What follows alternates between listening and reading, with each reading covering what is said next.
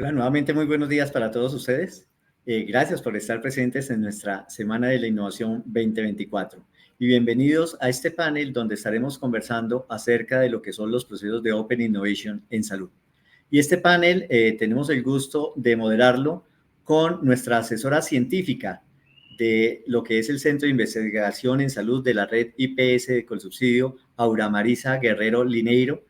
Marisa, muy buenos días para ti y ya puedes conectarte y estar con nosotros para moderar este panel y presentar a los invitados. Juan Manuel, buenos días. Muchas gracias por la invitación a participar en este evento. Estoy muy contenta de hacer parte de esta familia de Colsubsidio y más aún de este componente de innovación que hace que seamos una empresa con un gran diferencial en el país en este segmento. Quiero darles la bienvenida a esta parte de esta Semana de la Creatividad de la Innovación, donde vamos a tener unos invitados de lujo. Les quiero presentar a Juan Camilo Caicedo, gerente de experiencia e innovación de la Fundación Cardioinfantil, administrador de empresas con una especialización en coaching, PNL, un MBA, y tiene 8 años de experiencia en el sector salud. Ha liderado proyectos de infraestructura, procesos y tecnología, así como la implementación de modelos de innovación en esta maravillosa organización de la cual soy egresada, que es la Fundación Cardioinfantil. Bienvenido, Juan Camilo. Muchas gracias, Maritza, y saludos a todos. Vale. Seguimos con Diego Rojas, es jefe de innovación de la Fundación Santa Fe de Bogotá. Es diseñador estratégico y cuenta con más de 10 años de experiencia desarrollando proyectos de innovación. El emprendimiento y la consultoría han sido su escuela y ha tenido la oportunidad de diseñar estrategias, servicios, productos, experiencias para mercados locales e internacionales.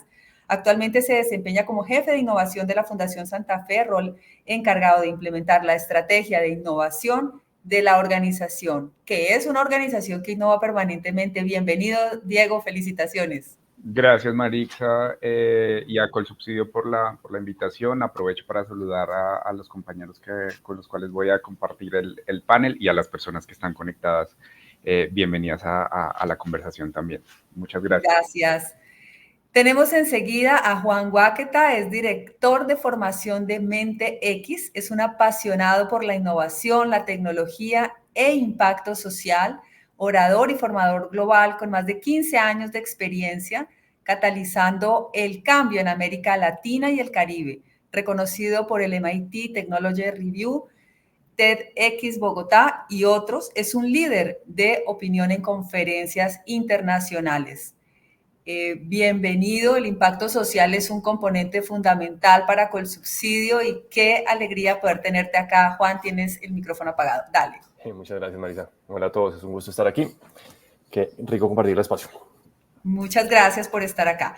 Tenemos también a Sebastián González, jefe de servicios de inversión corporativa e innovación en Guaira. Es profesional de la innovación con 15 años de experiencia en innovación corporativa, capital de riesgo, desarrollo de negocios, gestión de proyectos, emprendimiento y tecnología. Ha trabajado en empresas e instituciones centradas en tecnología de innovación y desarrollo empresarial. Bienvenido, Sebastián. Muchas gracias por la invitación. Feliz de estar acá. Gracias a ti por estar acá. Y la otra mujer del panel, que bueno, es Paula García, es líder de innovación de AstraZeneca, administradora de empresas con estudios en marketing y dirección comercial, ejecutiva emprendedora, responsable, creativa, con un alto nivel de análisis, experiencia profesional en multinacionales del sector farmacéutico como Sanofi, Bayer y AstraZeneca. Bienvenida. Muchas gracias, Maritza. Un gusto estar acá. Bueno, pues muchas gracias a todos por estar acá. Es un placer poder aprovecharlos estos minutos que empiezan a correr para esta hora que vamos a compartir. Entonces, me gustaría empezar por un tema general. ¿Cuáles son las tecnologías disruptivas o exponenciales que pueden ofrecer las mayores oportunidades de transformación del sector salud? ¿Qué opinan ustedes? Si quieren, podemos empezar por Juan Camilo. Juan Camilo Caicedo. Bueno, no, Yo pienso que el tema de salud, y como nos cuesta un poco ser disruptivo, por decirlo así, hoy en día cualquier tecnología se vuelve exponencial. Pero digamos que desde la experiencia de la cardio hemos venido revisando diferentes temas como blockchain, inteligencia artificial, impresión 3D. Entonces son las que están apalancando hoy, por decirlo, los problemas o las dificultades que podemos tener. Puntualmente, el tema de impresión 3D, tenemos un centro de impresión 3D que nos está ayudando y aportando un tema de modelamiento y entendimiento tanto para el tema del servicio como cirugía, pero también para la experiencia del paciente, donde uno pueda explicar con un prototipo cómo hacer la operación, en qué parte se va a intervenir, pero también para la parte de eficiencia clínica, de costos. Entonces, digamos que de manera general, yo parto de que la salud hoy necesita abrirse un poco, y apropiar estas metodologías, y otras que ya van andando y que ya se dejan de ser exponenciales en el tiempo. Y obviamente ahora la moda es inteligencia artificial y que se aplica obviamente para predecir quirófanos, temas de eficiencias, de altas, y digamos que en ese marco ayuda a lo que hoy salud puede aportar para mejorar sus procesos. Muchas gracias. Una excelente mirada, considero, porque el tema de las eficiencias es un reto enorme en el sector salud y siempre hace parte del plan de trabajo, de la tarea que todos en el sector tenemos para mejorarlo, y qué mejor que poder tener elementos y herramientas de inteligencia artificial para estos servicios quirúrgicos, por ejemplo, o de cualquier tipo. Quisiera ahí poder complementar un poquito, si me permite. Adelante. Digamos que yo aquí partiría un poco la pregunta, y es, hay unas actividades que son como primarias y otras que son más de soporte en un sistema hospitalario. Entonces tenemos, cuando hablo de temas de soporte, está todo lo que es infraestructura, todo lo que es administrativo, todo lo que tiene que ver con gestión de compras, y en primarias, desde la admisión del paciente hasta que se le hace un diagnóstico, se le da de alta y todo lo que incluso puede tener que ver con marketing y seguimiento. Entonces, dependiendo de cada uno de esos pilares, hay un montón de tecnologías que pueden ser utilizadas. Pero ahí es donde digo que voy a partir la respuesta. Una cosa es el potencial de las tecnologías en cada uno de estos pilares, donde tú tienes inteligencia artificial para todo lo que sea reconocimiento de patrones y recomendaciones, que eso puede estar en todo lo que sea imagen diagnóstica, recomendaciones de todo lo que tenga un histórico y que, de acuerdo a ese histórico, yo puedo darle una propuesta posterior. Ahí tenemos inteligencia artificial más tradicional. La generativa la vas a poder tener en todo lo que tenga que ver con interacción humana, ¿no? Formas de consultar información que teníamos en el hospital, formas de consultar cómo va el estado del paciente de una forma más empática. Hay tema de sensores, digamos que hay muchas, pero no quisiera enfocarme tanto en eso, sino yo lo que creo que realmente es exponencial para el sector salud es que muchas veces las organizaciones tienen bases de datos incompletas. Entonces, esas bases de datos incompletas hacen que implementar esas tecnologías sean muy complicado, porque no le vas a poder sacar el jugo. Porque si no tienes las cosas digitalizadas y no las tienes ordenadas, no vas a poder hacer muchas cosas. E incluso si las tienes digitalizadas y las tienes ordenadas, seguramente no tienes todos los datos para cambiar la experiencia del usuario. Entonces tienes que colaborar con otros para que tu base de datos esté completa. Entonces, yo lo que creo que hace que realmente sea exponencial la implementación de tecnologías exponenciales es crear modelos de colaboración para desarrollar bases de datos conjuntas. Eso como un tema. El otro previo, disculpen, es pues, digitalizar. Si no puedes digitalizar, pues no puedes hacer nada. Y lo otro que puede ser supremamente exponencial es, que va de la mano de la digitalización, es la parte de diagnóstica. Si en la parte de laboratorios se puede digitalizar todo lo que es pruebas de laboratorio, imágenes, y eso, usarlo para mejorar la forma de toma de decisiones, pues es tremendo, porque el 70% de las decisiones médicas se toman con algún tipo de soporte, y muchas veces ese proceso sigue siendo muy análogo. Entonces ahí es donde creo que una vez digitalices, una vez crees bases de datos, una vez colabores para crear bases de datos, una vez tengas imágenes diagnósticas, todas las otras tecnologías van a ser una explosión. Inteligencia artificial, sensórica, blockchain, todo lo que quieras va a tener con mucho más sentido y va a ser más escalable. Maravilloso, maravillosa mirada. Mira que esto que estás mencionando para un médico como yo, pues es música para los oídos, ¿no? Porque es potenciar la investigación a gran escala y de una manera muy práctica en la producción del conocimiento y de la experiencia. Interesantísimo. Diego Rojas levantó la mano. Adelante, Sí, Diego. Marixa, gracias. Y yo quisiera complementar un poco la intervención de Juan Carlos, devolviéndome medio pasito. Porque como que estamos en un momento de la humanidad en donde hay un boom de tecnología que humanamente creo que nos está quedando muy difícil entender. Entonces, hablar de exponencialidad, y aquí en mis intervenciones va a haber un montón de posiciones personales y de posiciones institucionales. Esta es súper personal. Pero yo creo que antes de pensar en la implementación específica de una tecnología, y ahí ato el concepto de exponencialidad, yo creo que hay que entender muy bien cuáles son las necesidades que por lo menos una institución tiene y cuáles son las necesidades que, por ejemplo, tienen las poblaciones que atiende. Entonces, si yo pienso en nuestro contexto, y no lo voy a poner tan localizado, sino lo voy a poner a nivel región, pues, digamos, el tema, por ejemplo, de acceso, que las personas que viven en escenarios o en espacios rurales, que viven en las ciudades que no son principales, en donde la infraestructura, también la de salud, adolece de un montón de cosas. La exponencialidad no necesariamente tendría que estar vista en yo qué tan rápido o qué tan hábil soy en implementar la tecnología de moda. Yo creo que la exponencialidad también debe medirse en el impacto que yo puedo generar haciendo cambios rápidos, implementaciones rápidas, aprovechando los recursos que tengo para poder generar un impacto, y ahí sí la exponencialidad tiene, digamos que, un componente mucho más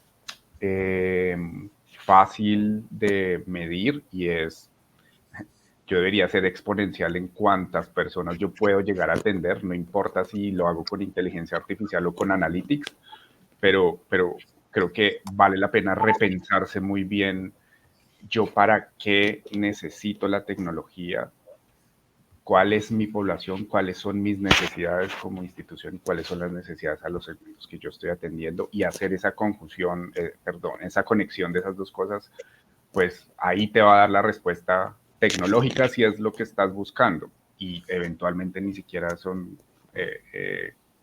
como las tecnologías que uno puede reconocer como con el apellido de exponencial.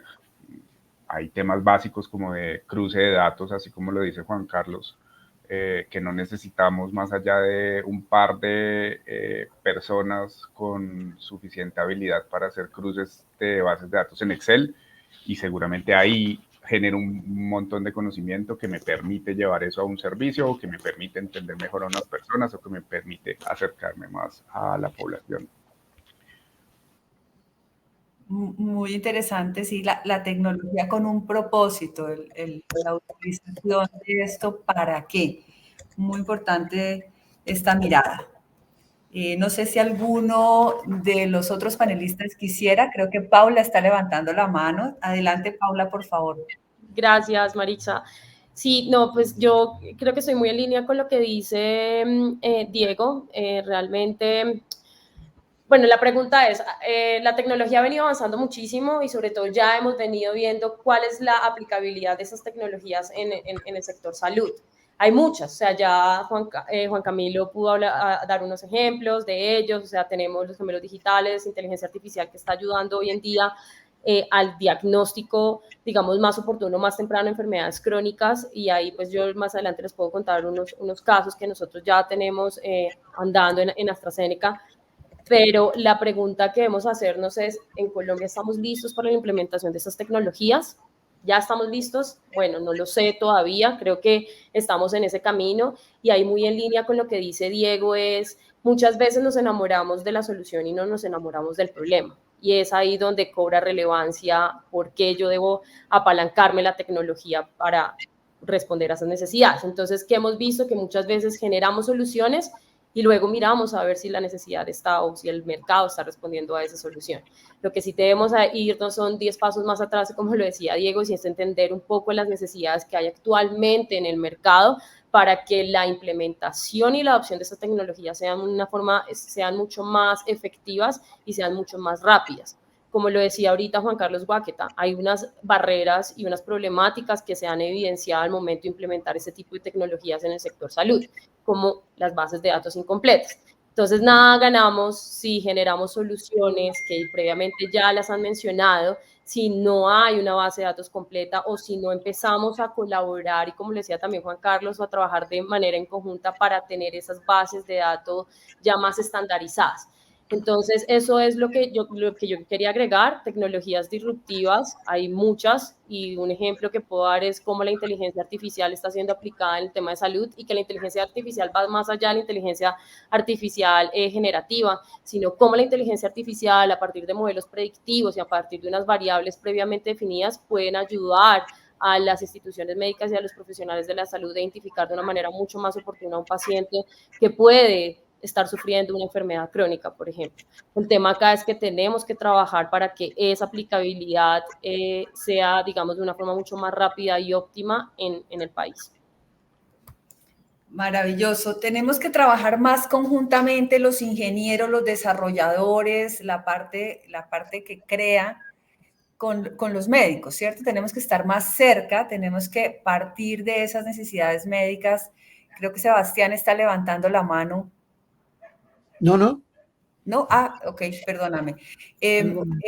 Partir de las necesidades que tenemos todos los días los médicos. Mire, queremos investigar, queremos hacer cosas, pero el tiempo en el sistema de salud es escaso, la posibilidad de generar registros es difícil, los sistemas de dictados son una oportunidad, los sistemas de con eso captar información, llevarla a una base de datos y empezar a generar ideas de investigación a partir de esto, o de resultados clínicos que nos permitan compararnos institucionalmente y lograr hacer una apuesta de la realidad de la prestación del servicio hacia el usuario final, serían cosas que aportarían mucho y que creo que para un desarrollador o una persona que sepa de inteligencia artificial, de este tipo de cosas, no es una cosa compleja, que para un médico puede ser una cosa compleja. Entonces, esos trabajos articulados creo que es una cosa maravillosa para mejorar y potenciarnos en este boom y aprovechar este momento.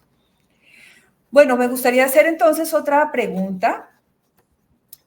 ¿Cuáles son los principales desafíos y oportunidades que enfrentan al implementar modelos de innovación abierta en un sector altamente regulado como el de salud?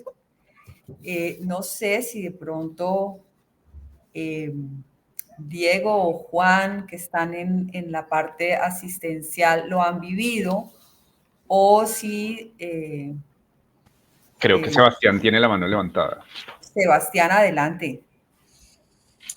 Oye, bueno, ahí yo creo que el sector salud tiene como varios desafíos más a nivel estructural. Nosotros desde Guaira hemos implementado soluciones en varias industrias, por ejemplo, en sector financiero, retail, energía, pero cuando uno se va al sector salud, empiezan a aparecer ciertas como complejidades particulares. Yo diría la primera es que toda la innovación que se hace en salud está en muchos casos, ¿cierto?, centrada en el paciente, y es un actor que parece que fuera uno más de una estructura, ¿cierto?, general, donde está el marco regulatorio, los prestadores, ¿cierto?, un ecosistema bien complejo, bien interesante. Sin embargo, el tema de los pacientes es particularmente, yo diría, o hay que tener mucho más cuidado que en otras industrias, porque muchas veces estás trabajando con pacientes que tienen una patología, ¿cierto?, una enfermedad crónica u otra. Y por lo tanto, las fórmulas, por ejemplo, para toda la parte de pilotaje, testeo, pruebas, es una parte donde juegan más factores que simplemente el factor de si la tecnología funciona o no funciona, sino que es en qué contexto funciona, qué tanto afecta la calidad de vida de ese paciente que la tecnología sea una u otra, qué tanto afecta, ¿cierto?, que un resultado, por ejemplo, de un diagnóstico sea un resultado positivo o negativo. O sea, cómo tú insertas un proceso de innovación abierta donde, por ejemplo, tienes una institución, ¿cierto?, de salud, una clínica, un hospital, que quiere implementar una solución y llega un tercero, ¿cierto?, que puede ser una startup o una universidad que tiene o un algoritmo o una solución terminada y quiere implementarla, en el momento de pilotear, yo te diría que es donde más dificultades pueden existir si no se hace de manera adecuada. Yo creo que ese es como uno de los principales desafíos. Hoy día en Colombia, quizás yo lo veo desde fuera, pero veo un marco muy robusto de soluciones health tech que están tratando de entrar a la industria. O sea, veo una masa crítica de health tech que no se ve necesariamente en otros países. Entonces, desde el punto de vista del talento, desde el punto de vista de la propuesta de soluciones, creo que hay muchos emprendimientos que están haciendo cosas muy interesantes. Sin embargo, la pregunta es cómo eso escala, y la escala se da efectivamente porque existan muchos más espacios donde estas tecnologías se puedan testear de manera adecuada dados los contextos, ¿cierto? Todo lo que yo dije del cuidado con el paciente, de cómo eso se inserta, de los resultados, etcétera, etcétera. Yo diría que ahí tenemos buenos casos, en particular, yo sé que la mayoría de las instituciones que están aquí representadas, ¿cierto?, a través, por ejemplo, del trabajo que está haciendo Fundación Santa Fe, sé que hay muchos casos bien interesantes que se podrían contar, y en algún momento, creo que hace un par de años lo comentamos con Diego incluso, pero el punto es cómo uno los inserta en un contexto donde hay una persona que tiene una condición, una enfermedad, una enfermedad crónica o algo, cómo tú insertas una tecnología que de alguna manera no solamente toma en cuenta el resultado del diagnóstico, por ejemplo, sino que todo el contexto en el que está el paciente, ¿cierto? Sobre todo cuando son pacientes que están en zonas extremas, ¿cierto? Lejos de la ciudad y que quizás no pueden ir a una institución médica o no la pueden pagar, ¿ya? Que eso también al parecer, o sea, pareciera que no es relevante, pero es muy relevante, porque al final muchos de estos problemas son problemas de salud pública. Así que yo creo que es un tema multifactorial y yo diría que es un gran desafío, y nosotros que llevamos bastante tiempo trabajando, ¿cierto?, en salud, incluso con el equipo de Paula, sabemos que el gran desafío es la implementación, es la incorporación y el escalamiento. Así que yo diría que ahí está el gran reto.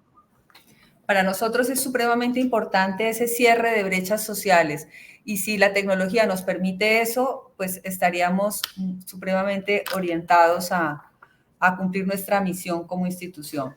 Pero hablando de lo que tú mencionas, Sebastián, creo que vale la pena entonces preguntarle a nuestros panelistas, a todos, ¿cuáles son? Mencióneme una de las programas o iniciativas de innovación abierta que ustedes hayan implementado con éxito y que quisieran compartirla para este equipo de personas que nos acompaña con la intención de aprender de estas experiencias positivas. Si quieres, podemos empezar con Juan Carlos o con Juan Camilo, que nos quieran compartir una de sus experiencias que hayan implementado con éxito. Adelante. Pues, digamos que nosotros no somos institución de salud, entonces pues no hacemos implementación, ayudamos como en los modelos de innovación abierta, entonces no sé si pues, te puedo contar un poco esa visión que tenemos. Para mí el tema es que en salud los temas de innovación abierta hay prácticamente platanizarlos al sector. ¿En qué sentido? La innovación abierta es otra forma de decir colaborar, ¿no? Yo colaboro con alguien más porque ese otro se puede mover más rápido que yo o tiene una solución que yo no tengo. Entonces, ¿qué sucede y por qué se me hace que es, o lo que hemos visto, es innovación abierta es un componente de un ecosistema? Entonces, para que la innovación abierta funcione en el sector salud, lo primero que hay que entender es que esto es de múltiples actores y múltiples relaciones. Entonces, cuando tú haces un modelo tradicional de innovación abierta donde dices, armo un concurso, tengo un reto, ¿quién lo resuelve? Funciona, hemos estado involucrados en ese tipo de iniciativas. Sin embargo, consideramos que las que mejor funcionan es cuando esos actores que llegan crean una relación con la institución, porque es que como aquí tú no tienes que venderle al de innovación tu solución, sino después tienes que vendérsela al doctor, a la enfermera, al administrativo. Entonces, muchas veces cuando solo vemos la innovación abierta como saqué un concurso, alguien llegó y alguien ganó, ahí creo que no es la mejor indicador de éxito. ¿no? Porque pues ahí hay muchos casos y si uno lo mide por tema de cuántos llegaron, se presentaron y premiamos, pues es una cosa. Pero la implementación suele ser un dolor muy grande porque comenzar muchas relaciones internas y cuando es una startup, pues no tienen mucho tiempo para estar esperando dentro de su flujo de caja para que alguien tome una decisión y que le tome 6 o 8 meses. Eso los puede matar. Entonces, habiendo dicho eso, siento que deberíamos, en lo que hemos participado más y que hemos ayudado a corporativos, es cuando proveemos espacios que no necesariamente es en un concurso, sino es otro esquema de innovación abierta donde comenzamos a ayudarles a crear relaciones, a que el emprendedor se vuelva amigo y realmente teja una amistad con los directivos de la institución de salud. Y ahí hemos visto que comienzan a pasar cosas muy interesantes, pues hay cosas que pues no tengo autorización ahorita de mencionar por temas de marca con empresas que hemos trabajado, pero eso ha funcionado muy bien.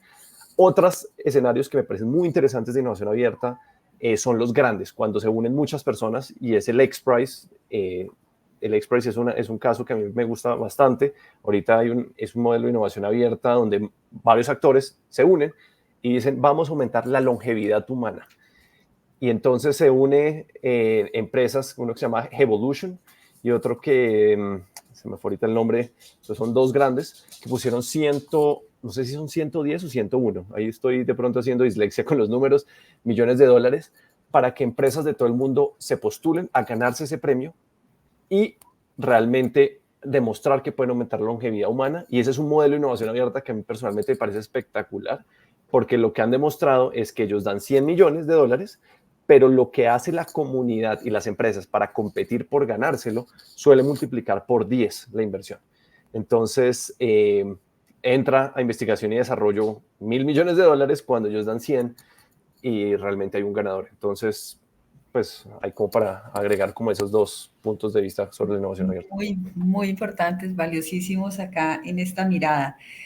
No sé, Juan Camilo, ¿tienes alguna experiencia que quieras compartirnos? Sí, sí, y de hecho muy en línea lo que dice Juan Carlos. Nosotros hace poco hicimos un evento llamado Health Tank, que es como un tipo Shark Tank en salud, donde las necesidades salieron de las mismas personas, porque digamos que lo que dice Juan es muy cierto.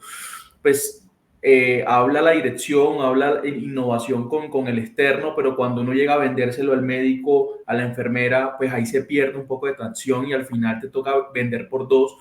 Pero esta vez salió de las mismas enfermeras y los mismos médicos los problemas y las dificultades para ir al mundo health tech a ver qué necesidades salían. Pero muy en línea con lo que dice Juan, me parece muy importante porque ahí nos encontramos muchos o muchas soluciones que te presentan y te dicen, esta es mi solución y listo. O sea, no se dan con la tarea de venga, revisemos, adaptemos, conversemos, generamos una relación a largo plazo, miremos más allá de un piloto qué podemos hacer, porque más allá de nosotros patrocinar un piloto que de pronto funciona o no funciona, es ¿qué más se puede hacer? Y nos encontramos con muchas startups o empresas que dijeron, venga, a mí lo que me interesa es trabajar con la cardio. A mí lo que me interesa es una relación duradera y se jugaron y se la gozaron. Y yo creo que eso es parte de esa innovación abierta de venga, que hay que trabajar y trabajémoslo más allá de lo transaccional. Que sí, como dice Juan, hay startups que no pueden esperar meses porque viven de eso, viven del día a día, pero sí buscar un equilibrio donde tanto una empresa, por decirlo así, tradicional y robusta como una institución de salud y como una startup o como con otro tercero, puedan llegar a hacer algo perdurable en el tiempo. Y soluciones hay muchas, y necesidades en una institución como nosotros hay 1.000, y seguramente si abarca una, abarcará 4, 5 y 6 si la relación así se da. Muy interesante. Bueno, pasándonos entonces a otro componente para nuestros panelistas. En ese componente de la gestión de la salud, más allá de la prestación de la atención directamente al paciente, en el componente de gestión, ¿qué experiencias exitosas ustedes conocen o han trabajado para la gestión de procesos, como lo habíamos hablado inicialmente? ¿Qué experiencias pudieran compartirnos en gestión de las organizaciones de salud? Marixa, si quieres, yo te puedo dar te puedo compartir un caso que desde AstraZeneca tenemos y también va muy relacionado con la pregunta anterior. Bueno, nosotros, para ponerlos en contexto, hemos lanzado aproximadamente 6, 7 retos en los últimos año y medio, 2 años en innovación abierta, donde en este momento hemos, digamos, cerrado satisfactoriamente 4 o 5 retos de ellos.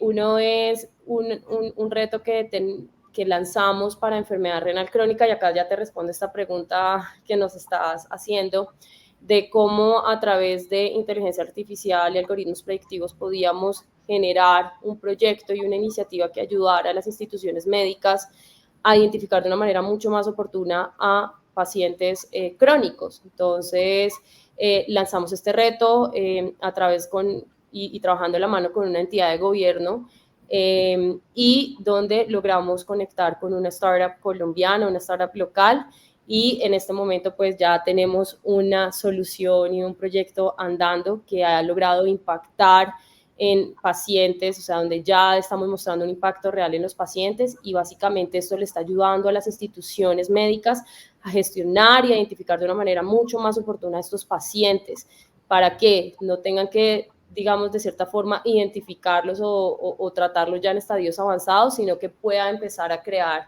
esos programas y esas alertas que le permita identificarlos de una manera mucho más temprana, tratarlos, remitirlos pues a esos exámenes de diagnóstico y empezar un tratamiento oportuno para ellos. Entonces, eso es un ejemplo que nosotros tenemos y que en este momento ya, digamos que se están implementando en instituciones en Colombia y que están dando realmente un impacto real en el paciente, pero sobre todo en la gestión de las instituciones en los pacientes crónicos. Claro, la gestión del riesgo clínico, ¿no? Tenemos unas dificultades en el sistema de salud colombiano, con tanto cambio que puede existir en el prestador, cambio de médico, tiempos cortos de consulta, etcétera. Se vuelve un reto hacer un adecuado seguimiento de los resultados de los laboratorios de los pacientes. Con estas herramientas, pues logramos hacer unos seguimientos muy puntuales que permiten coger grandes poblaciones y hacer filtros interesantísimos para la detección de enfermedades graves que pueden ser potencialmente de alto costo. De esa manera impactaríamos de una manera muy importante el costo en salud de nuestro país. Muchas gracias, Paula. Es que estas soluciones, digamos que responden a diferentes necesidades, la necesidad del paciente, las necesidades de las instituciones médicas y de los profesionales de la salud, pero también una necesidad que tiene el sistema de salud, porque pues digamos que estas soluciones hacen o permiten que el sistema de salud sea más rentable, y pues al garantizar o al permitir tener herramientas como estas que ayuden a la detección temprana, pues sabes que gran parte de tu presupuesto no se va a ir en tratar a esos pacientes con estadios muy avanzados, que ya realmente el costo es muchísimo mayor versus a tratarlos en estadios iniciales. Entonces eso es lo bueno de la colaboración y de lanzar este tema de retos de innovación abierta, porque te permite de cierta forma, digamos, responder a necesidades muy puntuales, no de los intereses que hay atrás, sino de las necesidades puntuales que existen en el sistema de salud. Mira que una manera de decirlo en término médico es que los mayores desarrollos de la tecnología nos ayudan a volver a lo básico, a volver a la promoción y a la prevención, a la detección temprana, para evitar que la enfermedad, o para detectar oportunamente que la enfermedad no coja su curso natural, su historia natural, sino que la podamos intervenir en estadios tempranos. Esto aplica para cáncer, en detección de imágenes radiológicas precozmente, aplica para enfermedad renal crónica, como tú bien lo has mencionado en tu ejemplo, y en muchas otras condiciones. Entonces, qué bueno que estos elementos de altísimo valor en aras del manejo de la información permitan hacer una mejor salud pública para las comunidades, una mejor detección, una mejor prevención, una mejor promoción y una detección temprana que nos lleve a tener mejores resultados en salud. Una mirada muy valiosa desde la inteligencia artificial y de cómo nos puede aportar. Una pregunta que tal vez no sé cómo será esto, la verdad desconozco, cómo se están involucrando a la comunidad y a los pacientes en estos procesos de innovación para asegurar que las soluciones desarrolladas realmente satisfagan las necesidades y expectativas. Hablábamos de que a veces el desarrollo viene del científico de datos y el médico todavía no ha entendido para qué, ni cómo, ni por dónde, pero hablemos más abajo en la escala, el paciente. ¿Cómo hacemos para que el paciente nos pueda dar sus necesidades o cómo lo han hecho o cómo creen que lo podemos hacer? Si quieres, adelante, Sebastián, ¿nos podrías contar algo? ¿Cómo vincular a la comunidad en la generación de estas herramientas? A ver, yo creo que lo principal es que yo creo que los pacientes tienen que estar muy involucrados en el proceso completo, ¿ok? Desde el levantamiento de la problemática, ¿cierto? Del problema, como en su momento decía Paula, cuál es el problema que queremos resolver, cuál es la brecha que queremos acortar, cuál es la oportunidad que queremos aprovechar. Yo diría que en general los sistemas de salud en América Latina tienen problemas similares, ¿ya? Yo diría que los principales problemas que hoy día tenemos los sistemas de salud en América Latina son que no estamos detectando a tiempo, o sea, tenemos una baja detección temprana de enfermedades. Y eso tiene que ver con muchas cosas que son multifactoriales, ni siquiera tiene que ver con temas tecnológicos. Tiene que ver, por ejemplo, con que el médico tratante o el médico, cuando uno tiene una dolencia, va a un médico que es como la puerta de entrada, ¿cierto? Un médico general o algo, y ese médico general tiene que ser capaz de entender que el tratamiento que tiene que darle a ese paciente no es el tratamiento tradicional clásico, sino que quizás ese paciente tiene algo que es distinto que la sintomatología tradicional nos podría entregar. O sea, no tiene un resfriado, quizás tiene algo distinto. Y por lo tanto, hay toda una serie de problemáticas que tienen que ver con cómo hacemos que el diagnóstico temprano sea más efectivo. Y en ese sentido, muchas veces ocurre que el levantamiento de la problemática particular, ¿cierto? Y si hablemos de diagnóstico temprano en alguna enfermedad, no necesariamente incluye a los pacientes. Un primer desafío es incluir a los pacientes en esos problemas y entender cuáles son los comportamientos que tienen.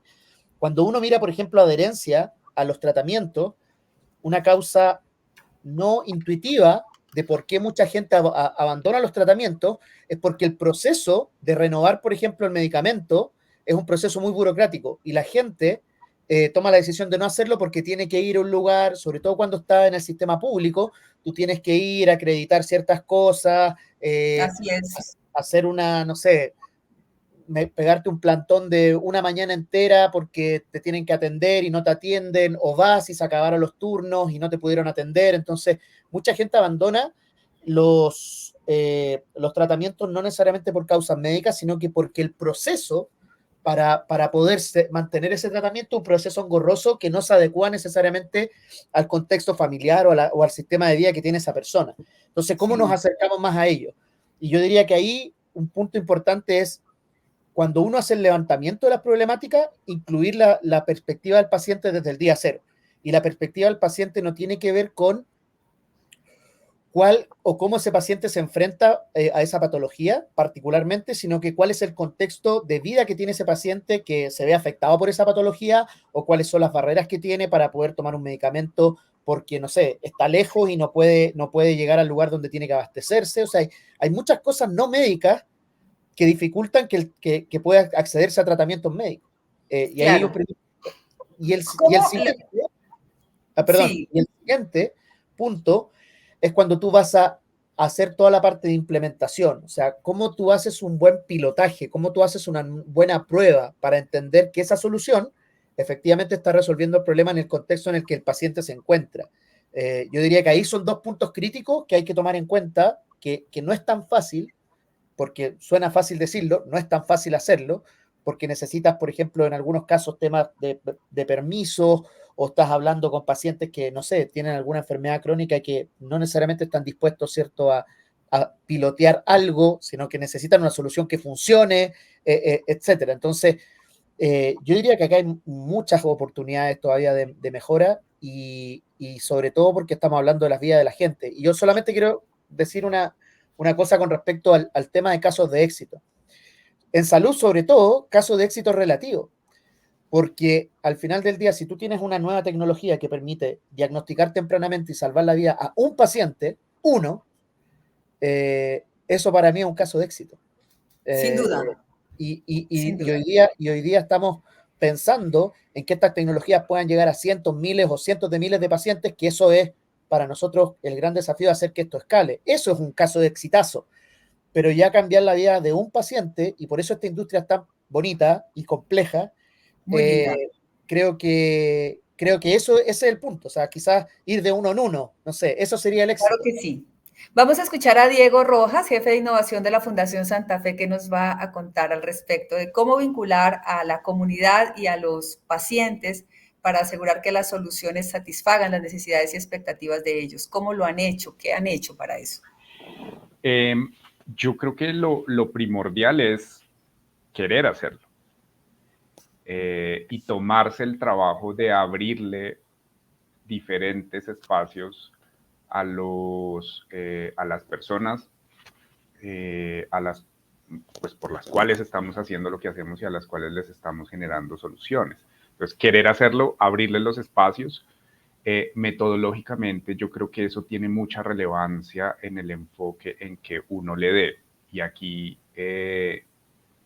digamos que me enorgullezco, por ejemplo, de la conformación de equipo que tiene la Fundación Santa Fe en términos de innovación, en donde el aporte desde lo científico y lo médico es importante, pero no es lo más importante, no es lo único. Ahí tenemos vista desde diferentes puntos para poder tener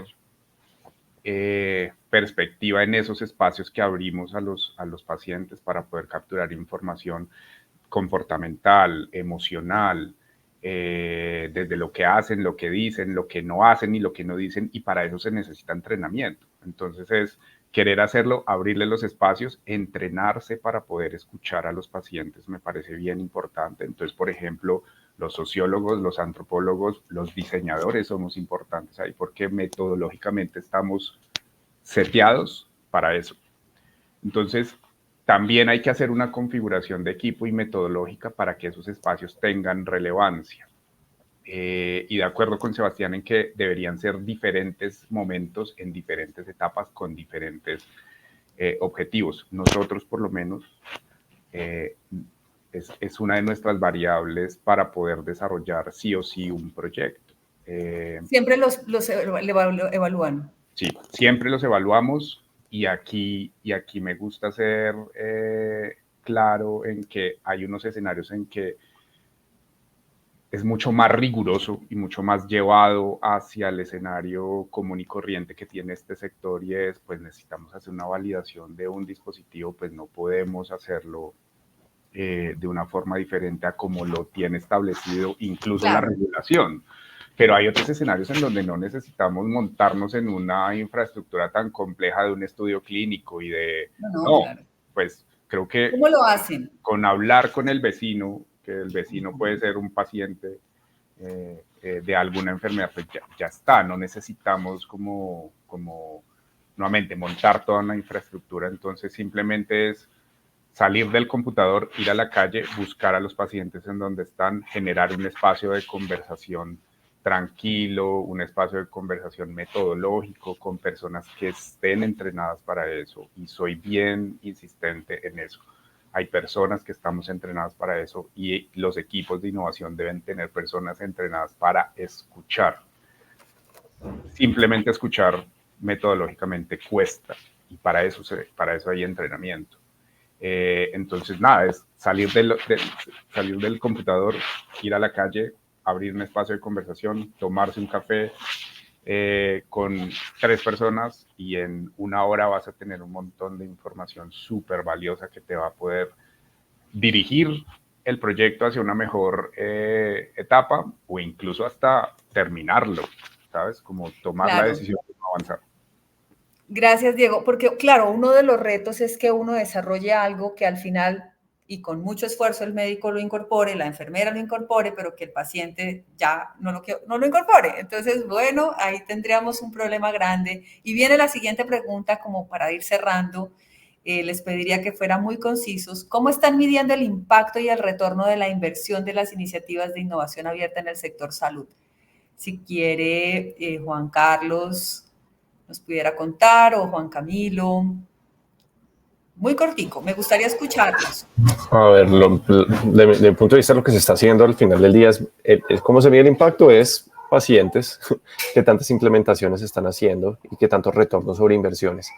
Pero yo creo que aquí, yo lo que invitaría simplemente para terminar es, si queremos medir temas de innovación abierta, tenemos que comenzar a medir también temas de cultura dentro de las organizaciones, porque no podemos medir cómo hacemos innovación abierta solamente cuántos tratos hacemos o cuántos intentos hacemos, sino también qué tanta disposición vamos a tener dentro de la organización, qué tanta cultura, qué tantos directivos entienden de esto, por qué lo hacemos, por qué no lo hacemos con uno u otro, por qué los diferentes niveles de la organización, digamos, están dispuestos a generar innovación y que esa empatía de la que hablaba Diego, ojalá pueda permearse a diferentes niveles para que más personas puedan identificar esas oportunidades de dónde podemos cambiar.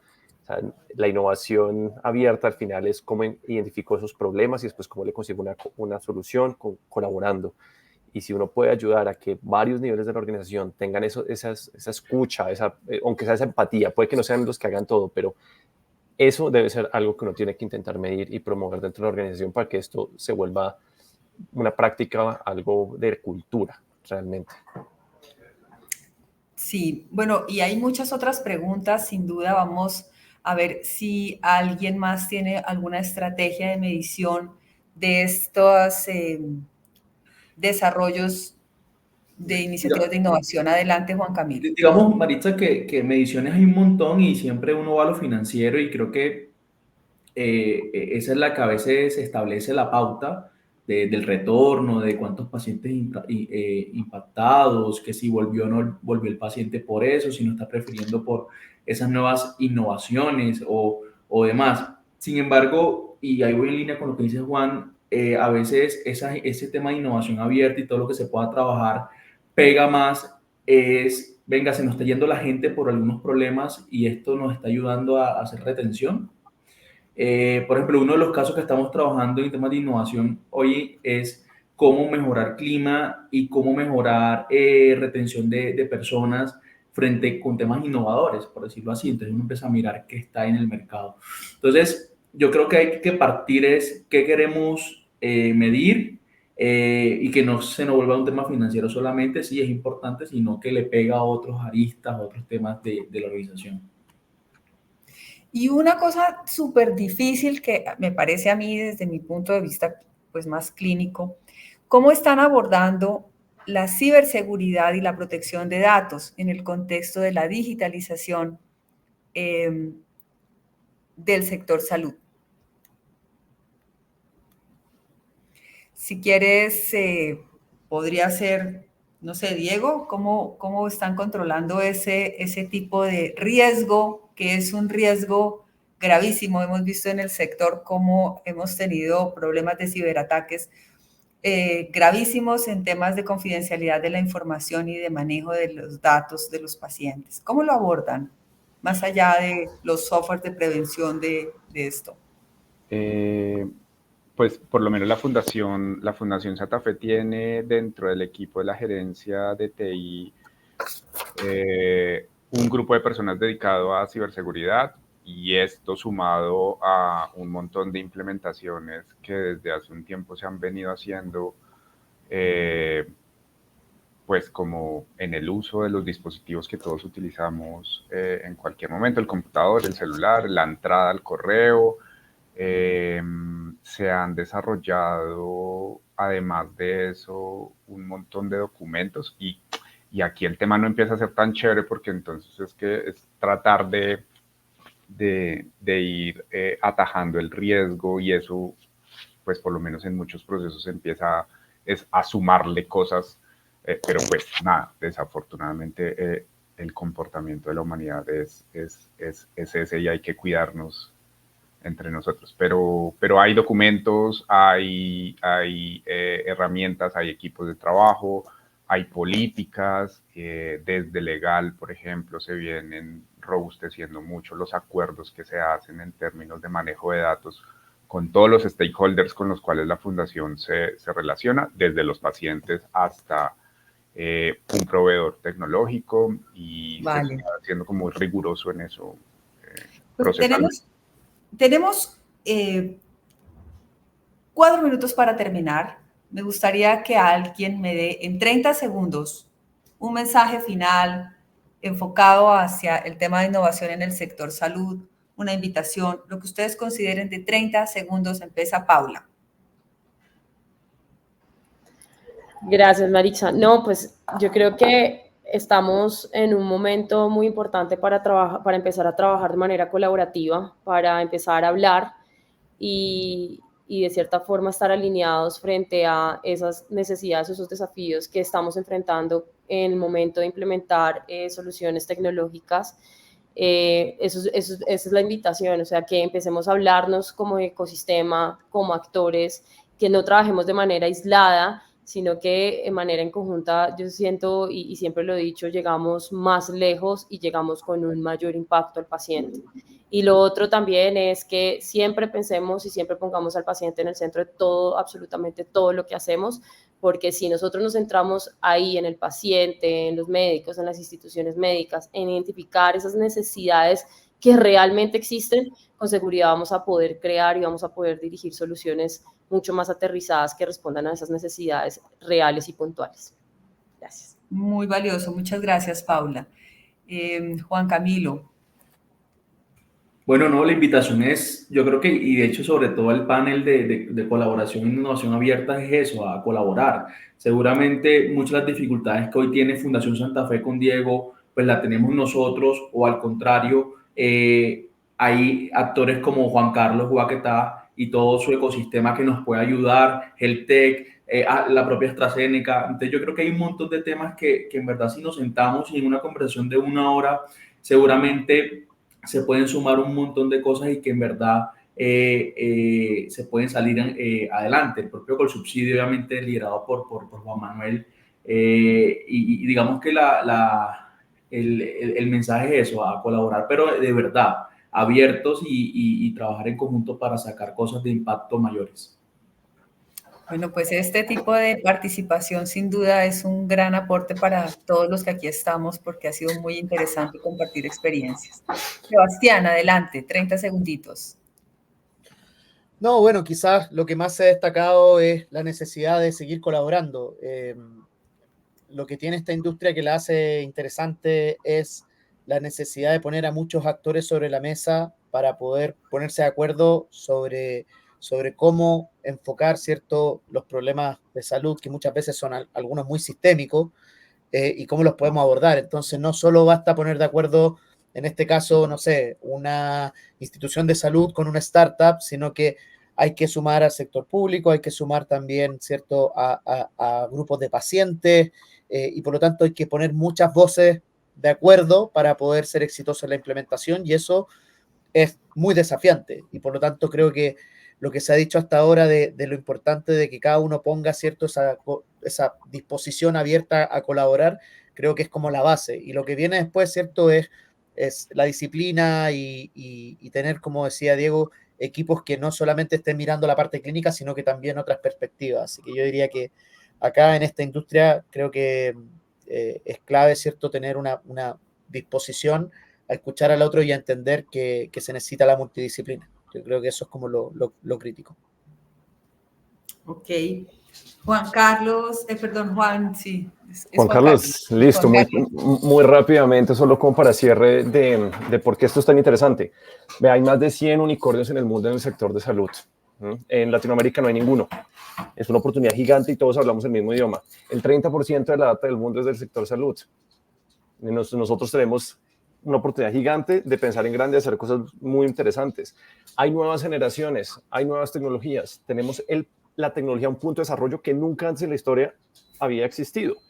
Entonces, como que hay muchas cosas que se están poniendo en la misma sopa, por decirlo así, y yo lo que creo es invitación a empoderar al paciente, que eso a veces puede ser un poco incómodo, pero eso es lo que nos genera ese empuje para mejorar en todos los temas de empatía, y es empoderemos al paciente a que maneje su información, tenga control de qué es lo que está haciendo, que pueda exigir, y eso va a ayudar a mover el carro.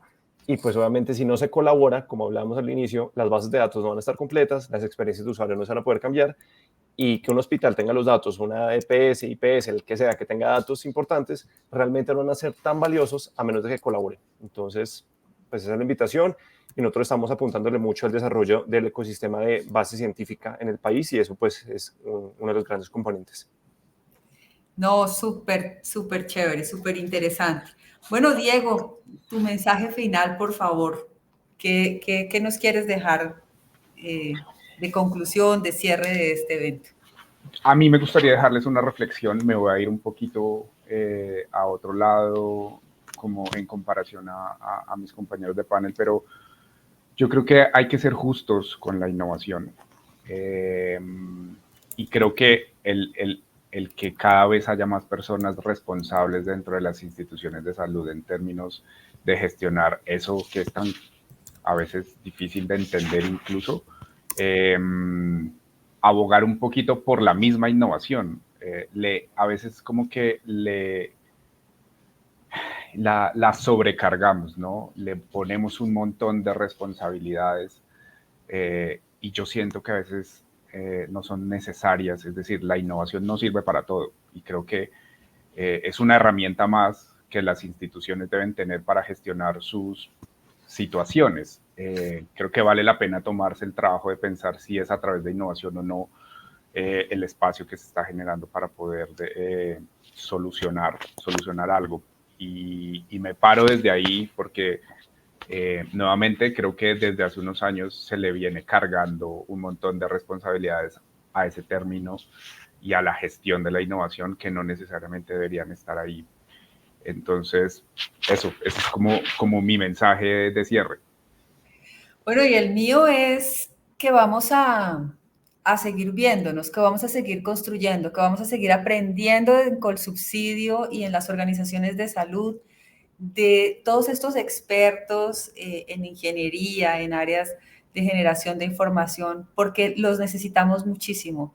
Creo que la vida con este tipo de herramientas va a ser más fácil para los administradores de hospitales, para los médicos y seguramente para los pacientes en la medida en que incorporemos de una manera efectiva y asertiva estos elementos, más allá de pensar, ¿es que esto va a reemplazar al ser humano? Seguramente no, pero lo que sí es que nos va a aportar y nos va a dar elementos muy importantes para la gestión clínica, para la gestión administrativa, para el desarrollo de las organizaciones y para un mejor sistema de salud en Colombia y en el mundo. Entonces, no me queda más que agradecerles por su participación, por su buena energía, por su capacidad de aportar, y espero que nos volvamos a ver. Juan Manuel, muchas gracias por esta invitación a participar, por vincularnos a esta Semana de la Innovación. Muy valioso el espacio, lo valoro mucho y soy una aliada contigo para todas estas cosas. Muchísimas gracias, Juan Manuel. No, muchas gracias a cada uno de ustedes. Yo sé lo complejo de las agendas, las diferencias horarias para los que están fuera de Colombia, pero de alguna manera los agradecidos somos nosotros. Y yo me tomaba atenta nota de esas conclusiones finales de todos ustedes y creo que todas estaban como alrededor de la importancia de actuar unidos, de vernos como ecosistema, donde efectivamente lo que se necesita, y lo mencionaba alguno de ustedes, es los sectores y las industrias de salud tenemos problemas comunes, problemas que en la medida en que los empecemos a atacar desde diferentes aristas, seguramente vamos a encontrar las soluciones que no solamente nosotros, sino que el mismo país y la población es la que los necesita. Entonces, de verdad, nuevamente, mil gracias a todos ustedes por esta participación y a todos ustedes, las personas que están conectadas acá, invitarlos para hacer una reflexión en el sentido de que uno de los temas que hablamos en ocasiones en innovación es cómo se busca fuentes de inspiración revisando incluso otras industrias, otras actividades diferentes a las que estamos, y precisamente en la Semana de la Innovación estamos haciendo eso. Estamos muy desde la perspectiva de poder hablar hoy de salud. Mañana estaremos hablando de finanzas y servicios financieros. El miércoles estaremos hablando de industrias de retail. El jueves de todo lo que son procesos de gestión humana. Y el viernes unos temas específicos de gestión de la innovación.